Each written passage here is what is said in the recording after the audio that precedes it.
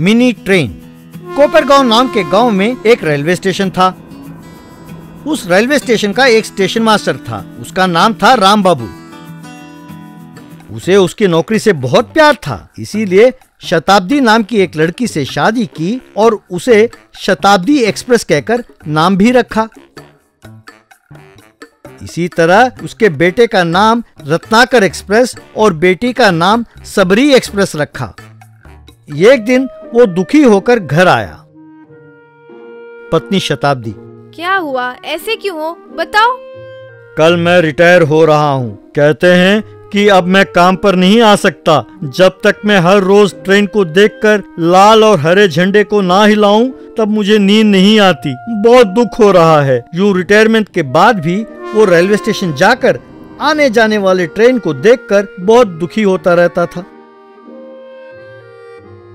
वो नींद में भी, अरे सिग्नल देना, वो लाइन कट करो भाई, तभी line clearing. Hello hello lineman, ठीक से चेक किया?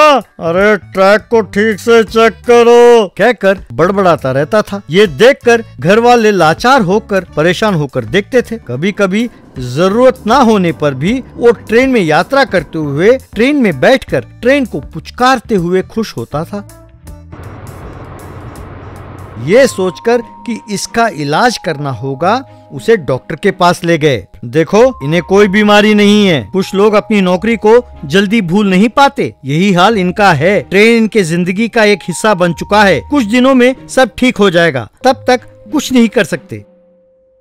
फिर भी वो हर रोज रेलवे स्टेशन जाता था, स्टेशन में घूम कर आता था, ट्रेन को पुचकारता रहता था। एक दिन रत्नाकर अपने मोबाइल देख रहा था कि उसमें उसको एक वीडियो दिखाई दिया। तब उसे एक उपाय सूझा। बाद में उसने अपने पिताजी से, पिताजी क्या आप जानते हैं कि रिटायर होकर बहुत लोग कोई ना कोई काम करके पैसे कमा रहे हैं? आप भी वैसा कर सकते हैं ना? मैं भी MBA करके क्या बिजनेस करूं सोच रहा था। हम दोनों मिलकर एक रेस्टोरेंट शुरू करते हैं। जानते हो उसका नाम क्या होगा? कू चुक चुक। वहाँ वेटर नहीं होंगे, ट्रेन जाकर उन्हें खाना दे आएगा। ये वीडियो देखें, आप सब समझ जाएंगे, कहकर उन्हें वीडियो दिखाया। वो देखकर राम बाबू बहुत खुश हुआ। वाह, बहुत बढ़िया प्लान है बेटा। मुझे भी अच्छा लगेगा कि मैं हर रोज ट्रेन देख रहा हूँ और अपना बिजनेस भी चलेगा। इस तरह रत्नाकर ने एक मिनी रेल बनाने वालों को बुलवाया और उन्हें क्या चाहिए, कैसे चाहिए और उसका उद्देश्य सब समझाया। कुछ दिनों बाद कू चुक चुक रेस्टोरेंट शुरू हुआ। मेनू कार्ड पर लिखा था railway gate chicken biryani, train ticket mutton biryani, red signal paratha, green signal रोटी। यूं अजीब नाम थे क्योंकि थीम नया था। लोग भारी संख्या में आने लगे। रेलवे टिकट काउंटर पर लोगों को पहले पैसे देकर टोकन लेना पड़ता था।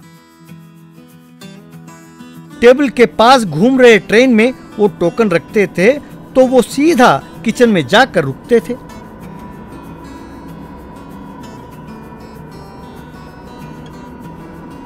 वहां रत्नाकर खाने का प्लेट रखता था।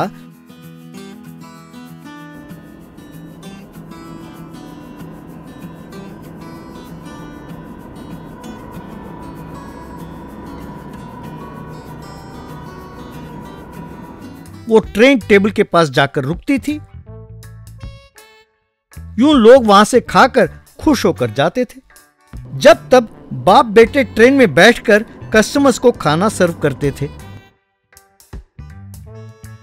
बहुत ही कम समय में कू चुक चुक रेस्टोरेंट बहुत मशहूर हो गया। उस गांव में पांडू नाम का एक छिंदी चोर था। वो आकर बिना पैसे दिए बिरयानी खाकर जाता था। एक दिन एक कस्टमर, अरे भाई मुझे रेलवे गेट चिकन बिरयानी नहीं दे सकते? पैसे लेकर बिरयानी नहीं देंगे क्या? व्हाट्स दिस नॉनसेंस, कहकर चिल्लाया। बाद में रत्नाकर, पिताजी आप टिकट तो सही दे रहे हैं ना? हर रोज कोई ना कोई कंप्लेंट करता रहता है, पता लगाना होगा कि ये क्या है। यूं एक दिन रत्नाकर ने पांडू को वहां पे बिरयानी खाते हुए देखा। बाद में उसे पकड़कर, क्यों बे पैसे ना देकर हर रोज आकर खाकर जाते हो? तेरा बाप देगा पैसा? क्या है सर, ये देश हमारा है, ये संस्कृति हमारी है, यहाँ घूमने वाले बस हमारा है, ट्रेन भी हमारा है। मुझे कभी भी ट्रेन में टिकट लेकर सफर करने की आदत नहीं है। ऐसे में ट्रेन का खाना मैं कैसे छोड़ूं भला? तेरे जैसों की वजह से ही अपने देश का ये हाल है। बाद में बाप बेटे ने मिलकर उसे खूब मारा।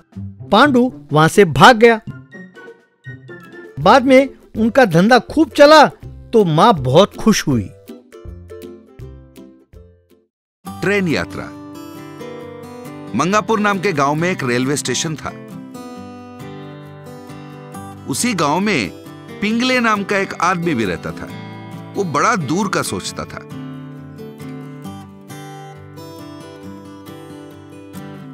वो इतना दूर का सोचता था कि उसे अगर शक होता कि मुर्गा सुबह बांक नहीं देगा, वो अलार्म लगा के सोता।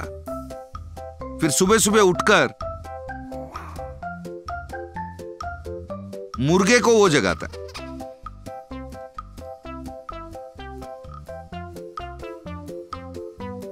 जागते ही मुर्गा करके बाक मारता। वो देखकर वो बड़ा खुश होता। एक बार पिंगले का पूरा परिवार शहर जाने के लिए रेलवे स्टेशन आ पहुंचे। ट्रेन आके रुका। इतने में ट्रेन चढ़ते वक्त उसने देखा उस गांव के जमींदार वहां है, तो वो रुक गया। आप चढ़िए जमींदार साहब। पहले आप आए हैं, आप ही पहले चढ़ जाइए। अरे ये क्या कह रहे हो जमींदार साहब, आपसे पहले मैं गाड़ी चढ़ूं? आप तो पूरे गांव के बड़े हैं, आपके सामने मैं कैसे चढ़ूं? रीति रिवाज भी कोई चीज होती है कि नहीं? ऐसी कोई बात नहीं है, यह सब एक समान है। आप पहले आए हैं तो आप ही चढ़ जाइए। उन्होंने कहा, अरे अपनी नवाबी छोड़ो, कोई ना कोई चढ़ जाओ वरना ट्रेन छूट जाएगी, समझ गए? फिर सब ट्रेन चढ़ गए। इसके बाद ट्रेन काफी तेजी से चलने लगा। इधर TC ticket ticket ticket ticket करते हुए आया। पिंगले ने टिकट देते हुए कहा, मैं, मेरा बीवी और मेरा बेटा, 2 फुल और 1 हाफ टिकट। ठीक से देख लीजिए सर, मैं रूल्स फॉलो करता हूँ। टीटी ने किसी और से टिकट पूछा। हड़बड़ी में चढ़ गया सर, अर्जेंट काम से जाना था, टिकट लेने का वक्त नहीं मिला। अरे कितनी भी जल्दी हो, आप क्या बिना टिकट का सफर करोगे? मुझे देखिए, मैंने 1 महीने पहले से रिजर्वेशन करवाया है। दूर की सोचनी चाहिए। अब भरिए, चलिए चलिए फाइन भरिए। अरे मेरा काम तो मुझे कर लेने दो बाबा, अब बीच में मत बोलो। देखिए टिकट पर 100 रुपए का फाइन होगा, वरना अगले स्टेशन में उतरना पड़ेगा, सोच लीजिए। कहकर टीसी वहां से चले गए। देखा आपने, बेकार में 100 रुपए भरना पड़ेगा। अगर टिकट पहले ले लेते तो फाइन का पैसा बच जाता। वैसे आपका नाम क्या है, क्या करते हो आप? मेरा नाम कबीर सिंह है, और सब कहते हैं कि मुझे बहुत गुस्सा आता है, और मुझे गुस्सा आ जाएगा ना तो कोई मुझे रोक नहीं पाएगा। इसलिए मैं डॉक्टर को दिखाने जा रहा हूँ। हो गया या कुछ और भी बोलना है आपको? ये सुनकर पिंगले डर गया। नहीं, कोई और बात नहीं, अब बैठ जाइए, आराम से बैठ जाइए, कोई बात नहीं। दूसरा स्टेशन आया तो कबीर सिंह ट्रेन से उतर गया। इतने में एक भीख मंगा पहुंचा। बाबू, माए, 2 पैसा दे दो माए, 1 पैसा दे दो बाबू। धत तरीके, जहां देखो वहां भिखारी। हाथ पैर तो सही सलामत है, कोई ना कोई काम तो करके जी सकता है, पर नहीं, फोकट में भीख के पैसे जो मिल जाते हैं।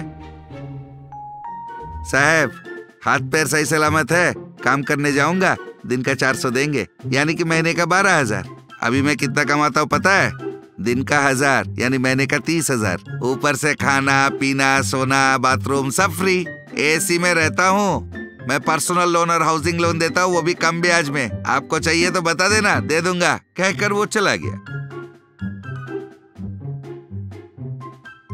उसकी बातें सुनकर पिंगले दंग रह गया। इतने में खाना बेचने वाला आया। ए समोसे vada biscuit, A T samosa vada biscuit, A T samosa vada biscuit. वो पुकार के बेच रहा था। माँ, मुझे भूख लग रहा है, मुझे समोसा दिलाओ ना, समोसा खाना है मुझे, दिलाओ ना। सुनिए जी, उसको बहुत भूख लग रही है, कुछ खरीद दीजिए ना।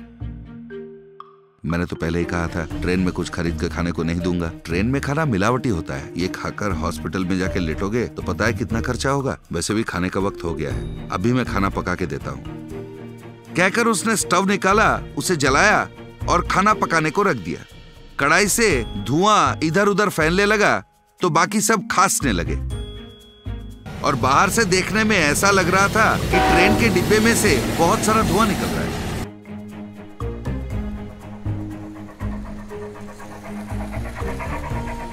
ये देखकर बाहर एक चरवाहा घबरा गया।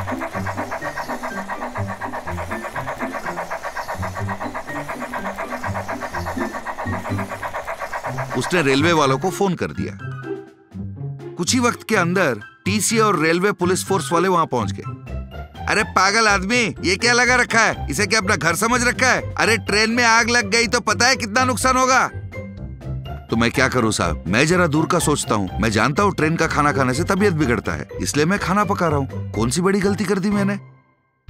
चल चल अब जेल चल, वहां जाके खाना पकाना और सबको खिलाना, कहकर उसे अरेस्ट करके वहां से लेके चले गए। इसके बाद 50,000 रुपए जुर्माना भरकर 3 महीने जेल में रहा पिंगले।